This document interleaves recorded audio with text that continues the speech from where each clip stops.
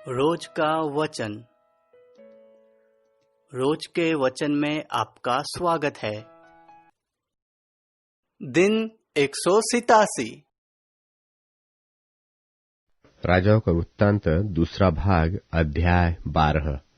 राजाओं का वृत्तांत दूसरा भाग अध्याय 12। योआश का राज्य।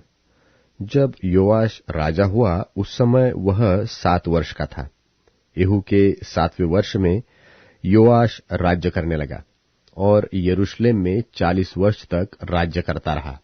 उसकी माता का नाम सिब्या था, जो बेरशेबा की थी।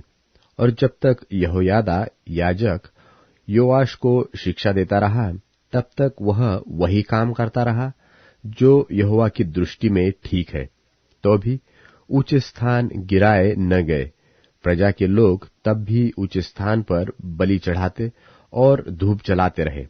और योआश ने याजकों से कहा, पवित्र की हुई वस्तुओं का जितना रुपया यहोवा के भवन में पहुंचाया जाए, अर्थात गिने हुए लोगों का रुपया, और जितने रुपये के जो कोई योग्य ठहराया जाए, और जितना रुपया जिसकी इच्छा यहोवा के भवन में ले आने की हो, इन सब को याजक लोग अपनी जान पहचान के लोगों से लिया करे, और भवन में जो कुछ टूटा फूटा हो उसको सुधार दे। तो भी याजकों ने भवन में जो टूटा फूटा था उसे योआश राजा के 23वें वर्ष तक नहीं सुधारा था। इसलिए राजा योआश ने यहोयादा याजक और याजकों को बुलवाकर पूछा, भवन में जो कुछ टूटा फूटा है उसे तुम क्यों नहीं सुधारते? अब से अपनी जान पहचान के लोगों से रुपया न लेना, और जो तुम्हें मिले उसे भवन के सुधारने के लिए दे देना। तब याजकों ने मान लिया कि न तो हम प्रजा से और रुपया ले और न भवन को सुधारे। तब यहोयादा याजक ने एक संदूक ले उसके ढकने में छेद करके उसको यहोवा के भवन में आने वालों के दाहिने हाथ पर वेदी के पास धर दिया, और द्वार की रखवाली करने वाले याजक उसमें से वह सब रुपया डालने लगे जो यहोवा के भवन में लाया जाता था।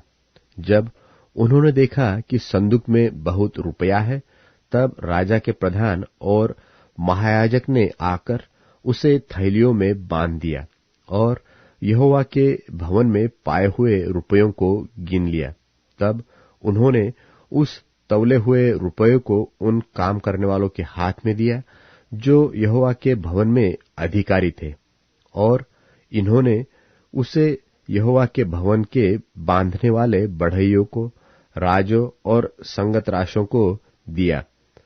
और लकड़ी और गढ़े हुए पत्थर मोल लेने में, वरन जो कुछ भवन में टूटे फूटे की मरम्मत में खर्चा होता था उसमें लगाया। परंतु जो रुपया यहोवा के भवन में आता था उसमें से चांदी के तसले, चिमटे, कटोरे, तुरहिया आदि सोने व चांदी के किसी प्रकार के पात्र न बने, परंतु वह काम करने वालों को दिया गया, और उन्होंने उसे लेकर यहोवा के भवन की मरम्मत की। और जिनके हाथ में काम करने वालों को देने के लिए रुपया दिया जाता था उनसे कुछ हिसाब न लिया जाता था, क्योंकि वे सच्चाई से काम करते थे। जो रुपया दोष बलियों और पाप बलियों के लिए दिया जाता था, यह तो यहोवा के भवन में न लगाया गया, वह याजकों को मिलता था। तब अराम के राजा हजाएल ने गत नगर पर चढ़ाई की और उससे लड़ाई करके उसे ले लिया। तब उसने यरूशलेम पर भी चढ़ाई करने को अपना मुंह किया। तब यहूदा के राजा योआश ने उन सब पवित्र वस्तुओं को जिन्हें उसके पुरखा यहोशापात, यहोराम और अहज्याह नाम यहूदा के राजाओं ने पवित्र किया था, और अपनी पवित्र की हुई वस्तुओं को भी, और जितना सोना यहोवा के भवन के भंडारों में और राजभवन में मिला, उस सब को लेकर अराम के राजा हजाएल के पास भेज दिया, और वह यरूशलेम के पास से चला गया। योआश के और सब काम जो उसने किए, वह क्या यहूदा के राजाओं के इतिहास की पुस्तक में नहीं लिखे हैं?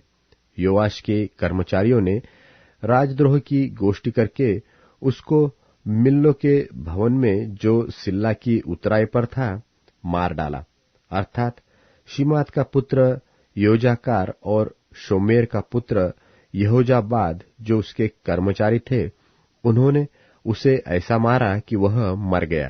तब उसे उसके पुरखाओं के बीच दाऊदपुर में मिट्टी दी और उसका पुत्र अमस्याह उसके स्थान पर राज्य करने लगा।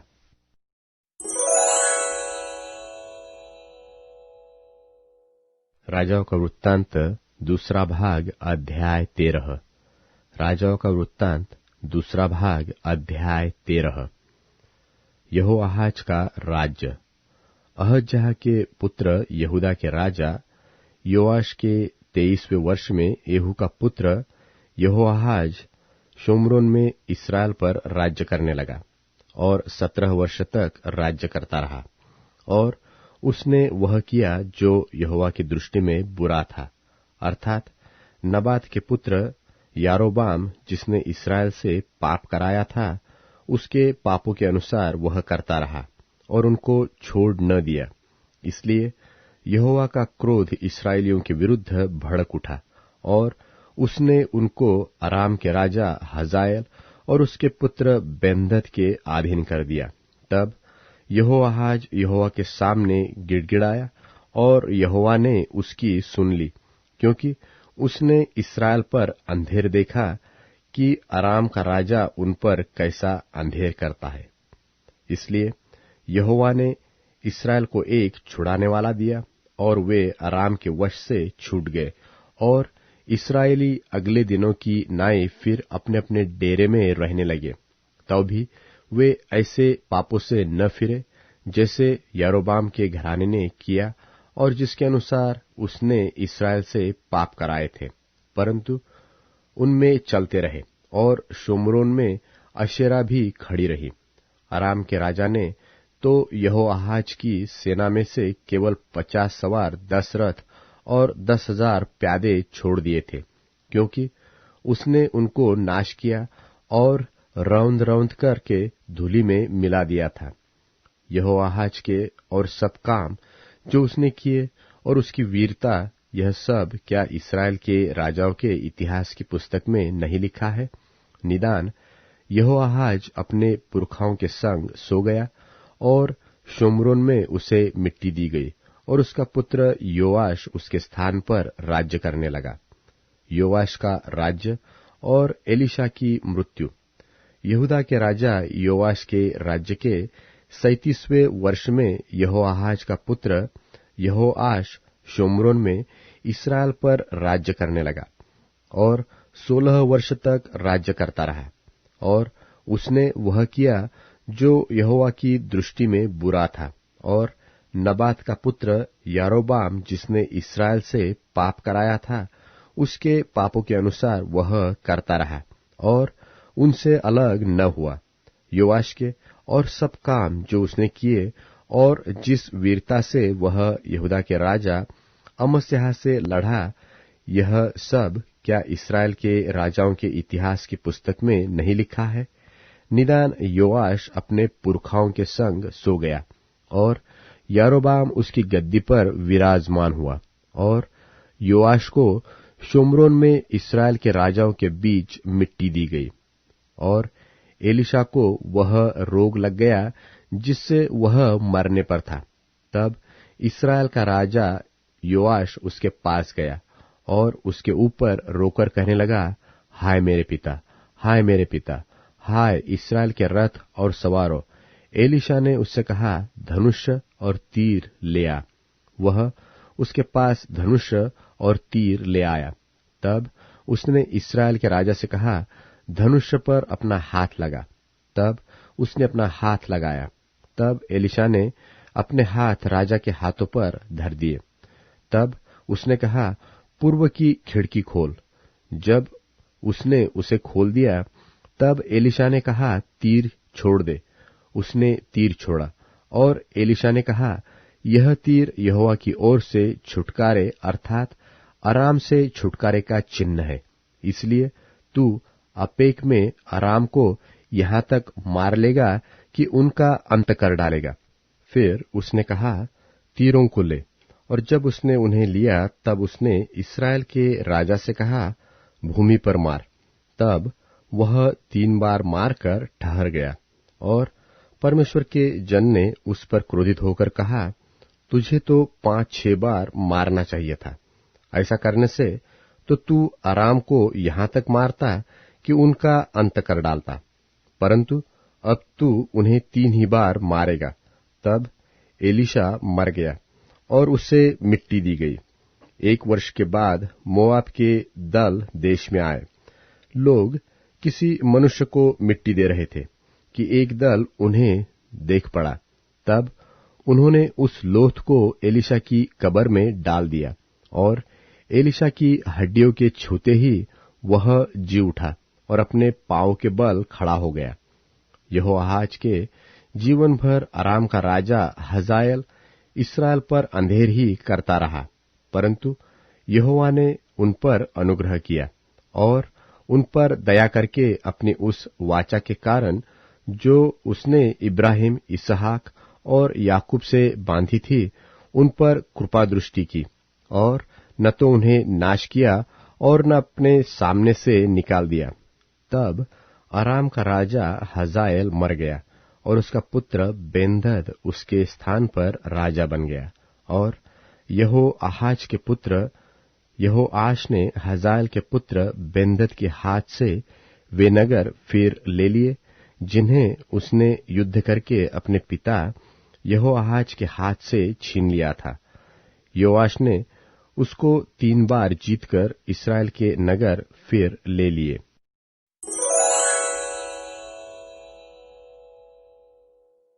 राजाओं का वृत्तांत दूसरा भाग अध्याय 14। राजाओं का वृत्तांत दूसरा भाग अध्याय 14। अमस्याह का राज्य। इस्राएल के राजा यहोआहाज के पुत्र योआश के दूसरे वर्ष में यहूदा के राजा योआश का पुत्र अमस्याह राजा हुआ। जब वह राज्य करने लगा तब वह 25 वर्ष का था और यरूशलेम में 29 वर्ष राज्य करता रहा। और उसकी माता का नाम यहोअद्दीन था, जो यरूशलेम की थी। उसने वह किया जो यहोवा की दृष्टि में ठीक था, तो भी अपने मूल पुरुष दाऊद की नाई न किया। उसने ठीक अपने पिता योआश के से काम किए।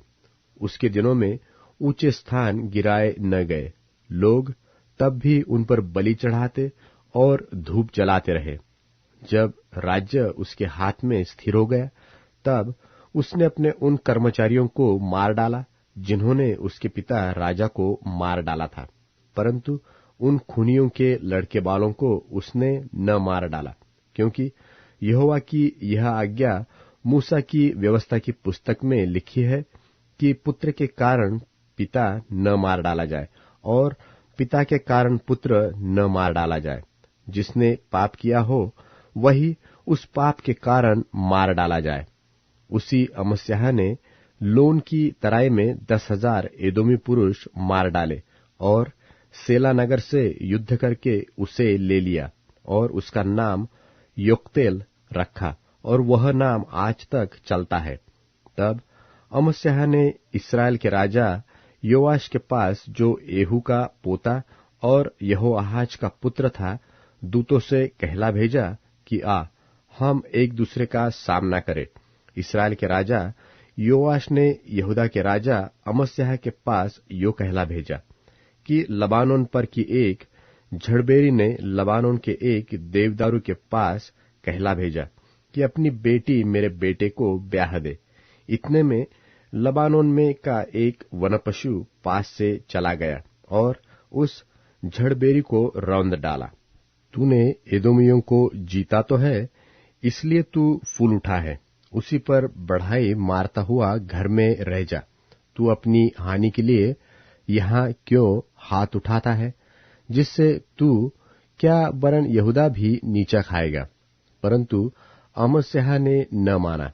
तब इस्राएल के राजा योआश ने चढ़ाई की और उसने और यहूदा के राजा अमस्याह ने यहूदा देश के बेतशेमेश में एक दूसरे का सामना किया और यहूदा इस्राएल से हार गया और एक एक अपने अपने डेरे को भागा। तब इस्राएल के राजा योआश ने यहूदा के राजा अमस्याह को, जो अहज्याह का पोता और योआश का पुत्र था, बेतशेमेश में पकड़ लिया और यरूशलेम को गया और यरूशलेम की शहरपनाह में से एप्रैमी फाटक से कोने वाले फाटक तक 400 हाथ गिरा दिया और जितना सोना चांदी और जितने पात्र यहोवा के भवन में और राजभवन के भंडारों में मिले, उन सबको और बंधक लोगों को भी लेकर शोम्रोन को लौट गया। योआश के और काम जो उसने किए और उसकी वीरता और उसने किस रीति यहूदा के राजा अमस्याह से युद्ध किया, यह सब क्या इस्राएल के राजाओं के इतिहास की पुस्तक में नहीं लिखा है? निदान योआश अपने पुरखाओं के संग सो गया और उसे इस्राएल के राजाओं के बीच शोम्रोन में मिट्टी दी गई और उसका पुत्र यारोबाम उसके स्थान पर राज्य करने लगा। यहोआहाज के पुत्र इस्राएल के राजा यहोआश के मरने के बाद योआश का पुत्र यहूदा का राजा अमस्याह 15 वर्ष तक जीवित रहा। अमस्याह के और काम क्या यहूदा के राजाओं के इतिहास की पुस्तक में नहीं लिखे हैं? जब यरूशलेम में उसके विरुद्ध राजद्रोह की गोष्ठी की गई, तब वह लाकीश को भाग गया। सो उन्होंने लाकीश तक उसका पीछा करके उसको वहां मार डाला। तब वह घोड़ों पर रखकर यरूशलेम में पहुंचाया गया और वहां उसके पुरखाओं के बीच उसको दाऊदपुर में मिट्टी दी गई। तब सारी यहूदी प्रजा ने अजर्याह को लेकर, जो 16 वर्ष का था, उसके पिता अमस्याह के स्थान पर राजा नियुक्त कर दिया। जब राजा अमस्याह अपने पुरखाओं के संग सो गया, उसके बाद अजर्याह ने एलत को दृढ़ करके यहूदा के वश में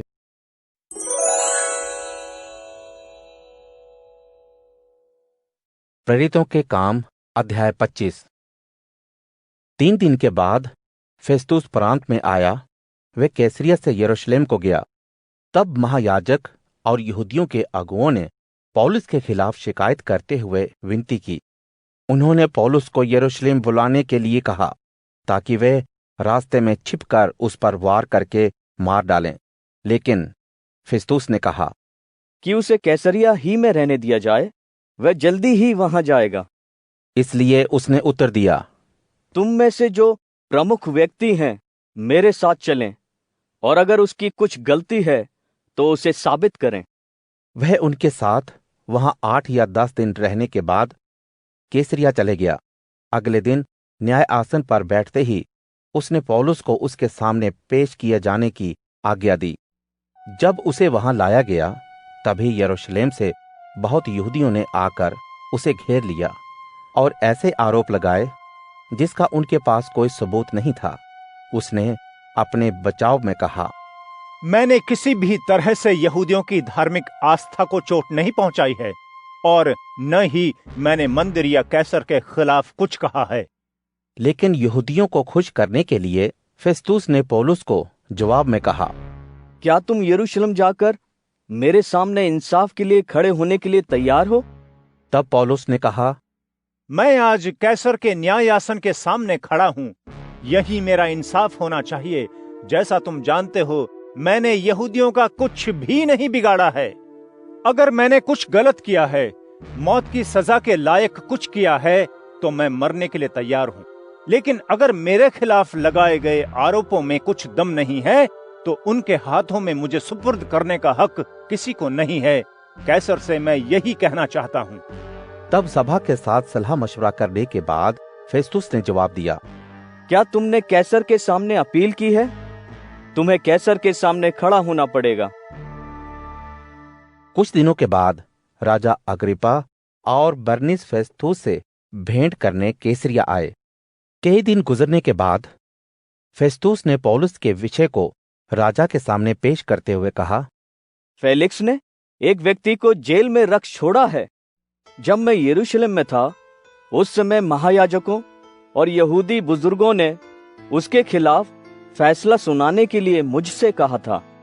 मैंने जवाब में उनसे कहा कि ये रोमी लोगों की रीति नहीं है कि किसी आरोपी को मौत की सजा सुनाए जब तक कि आरोपी को अपने विरोधियों के सामने अपनी निर्दोषता सिद्ध करने का मौका ना मिले। इसलिए जब वे यहाँ पर आए थे, बिना देर किए हुए दूसरे दिन ही मैं न्याय आसन पर बैठा और उस व्यक्ति को भीतर लाने का हुक्म दिया। जब आरोपी खड़े हुए तो जैसा मैंने सोचा वैसा आरोप वे उसके खिलाफ नहीं लाए थे। उनके अपने धर्म से संबंधित उसके खिलाफ कुछ सवालों के साथ यीशु नामक व्यक्ति के मरे हुओं में से जी उठने के बारे में पौलुस के विश्वास से संबंधित सवाल भी थे। क्योंकि इन सब सवालों के बारे में मुझे शक था, मैंने उससे जानना चाहा कि वह इस विषय पर इंसाफ किए जाने के लिए यरूशलेम जाना चाहेगा या नहीं।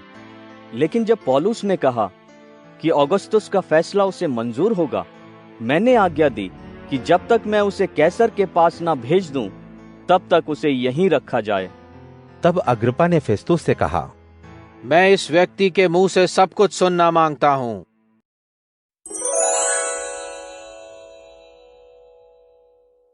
अध्याय 81। परमेश्वर की भलाई और इस्राएल का हठ। उच्च स्वर में परमेश्वर का गीत गाओ, वह हमारी शक्ति है।